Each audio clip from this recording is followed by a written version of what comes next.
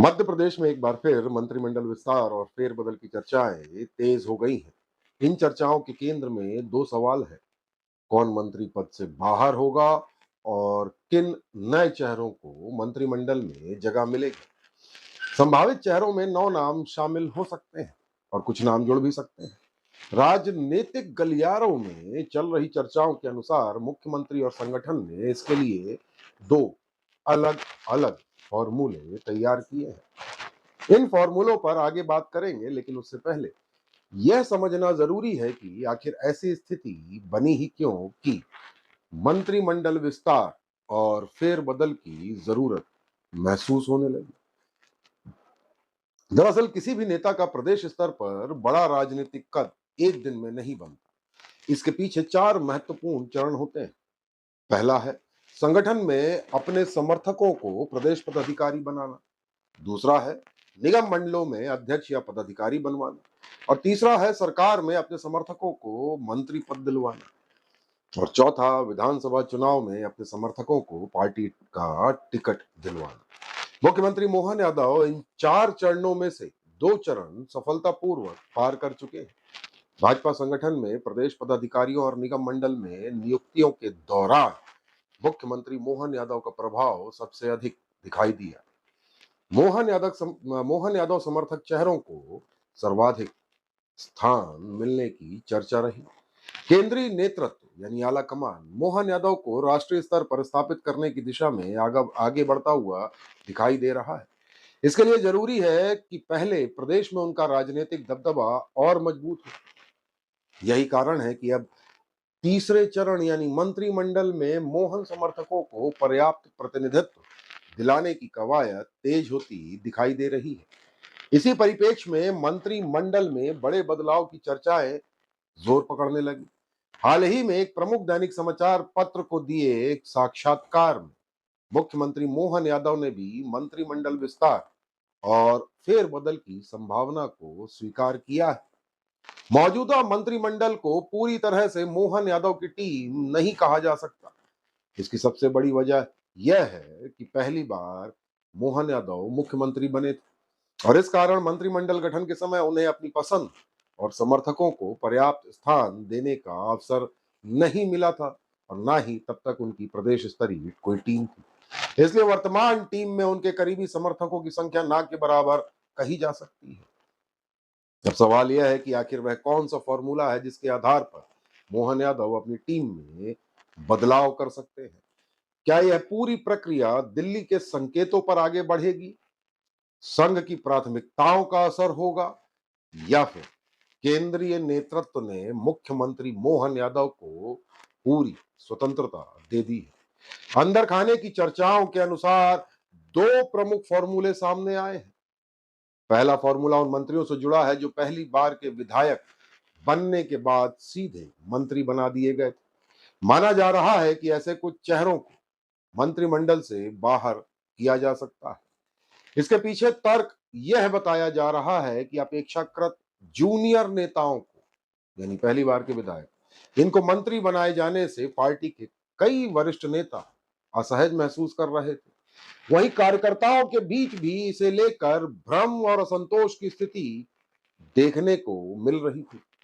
यदि इस फॉर्मूले पर अमल होता है तो मंत्रिमंडल से बाहर होने वाले संभावित नामों में राज्य मंत्री नरेंद्र शिवाजी पटेल, राज्य मंत्री प्रतिमा बागरी, राज्य मंत्री राधा सिंह और राज्य मंत्री दिलीप अहिरवार के नाम शामिल होने की संभावना है।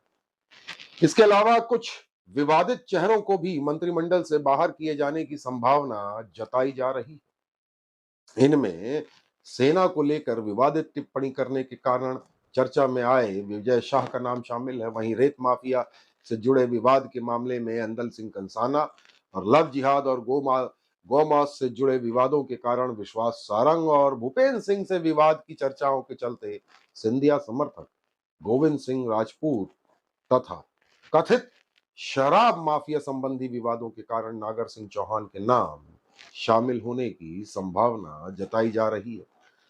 यदि इन 9 मंत्रियों के बाहर होने की संभावना बनती है तो स्वाभाविक रूप से उतने ही नए चेहरों के लिए अवसर भी तैयार होंगे।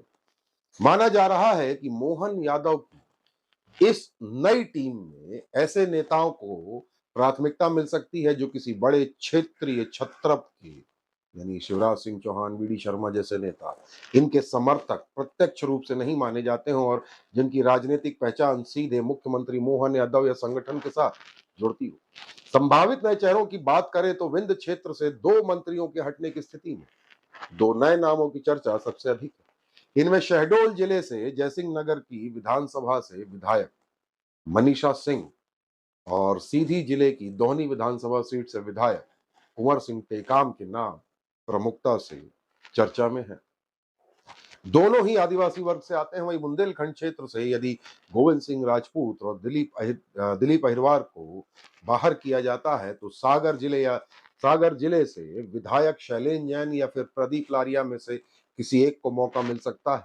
इसके साथ ही विदिशा जिले के कुरवाई विधानसभा क्षेत्र से विधायक हरि सिंह सप्रे का नाम भी संभावित दावेदारों में सबसे आगे माना जा रहा है।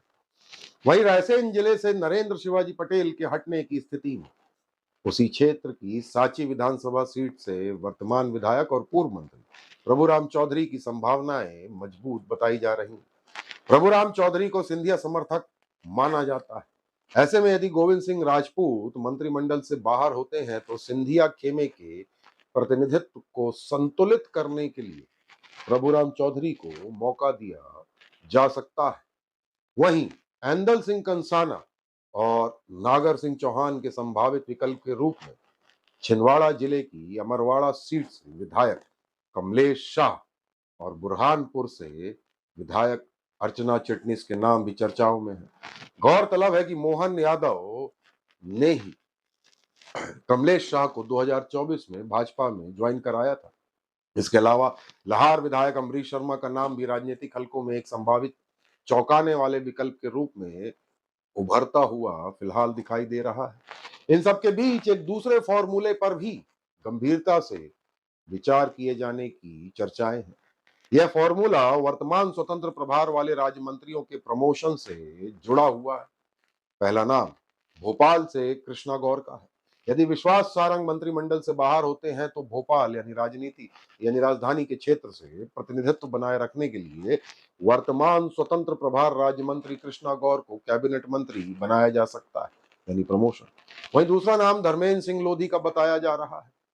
खंडवा क्षेत्र से आने वाले स्वतंत्र प्रभार राज्य मंत्री धर्मेंद्र सिंह लोधी को भी कैबिनेट मंत्री बनाए जाने की संभावना जताई जा रही है।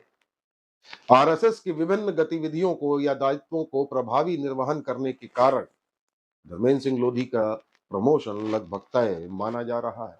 हालांकि यह पूरा विश्लेषण राजनीतिक सूत्रों और वर्तमान घटनाक्रमों के आधार पर लगाया गया एक अनुमान है। भाजपा अक्सर परंपरागत राजनीतिक गणित से अलग फैसले लेने के लिए जानी जाती है और अंतिम निर्णय में कई अप्रत्याशित नाम भी सामने आ सकते हैं।